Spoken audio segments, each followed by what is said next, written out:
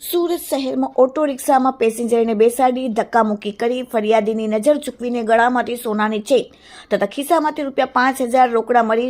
₹1,05,000ની મત્તાની ચોરી કરનાર 4 આરોપીઓમાંથી એક આરોપીને ગણતરીના કલાકોમાં પકડી પાડીને ચોરીનો અનડિટેક્ટ ગુનો ડિટેક્ટ કરી તથા કાપોદ્રા પોલીસ સ્ટેશનમાં ચોરીના ગુનામાં નાસ્તા ફરતા આરોપીને પકડી પાડતી મહેન્દ્રપુરા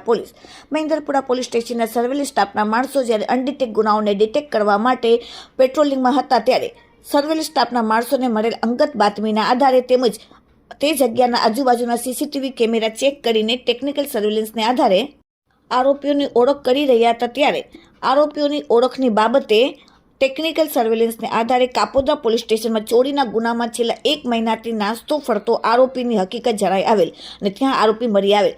તેથી તાત્કાલિક મહેન્દ્રપુરા પોલીસે આરોપી અલ્તાફ ઉર્ફે છોટુ રઉફ નઈમ શેખ રહેવાસી ઇમરાનભાઈના મકાનમાં નહેરુનગર ઝુંપડપટ્ટી શૌચાલયની બાજુવાળી ગલી ગોશિયા મસ્જિદ પાસે સાઈ મેડિકલની ગલી ઉમરવાડા સુરતવાળાને પોલીસે ઝડપીને કાપોદ્રા પોલીસ સ્ટેશનના ગુનામાં નાસ્તા ફરતા આરોપીને પકડી પાડી તથા મહેન્દ્રપુરા પોલીસ સ્ટેશનમાં ચોરીનો અનડિટેક્ટ ગુનો શોધીને પ્રશંસનીય કામગીરી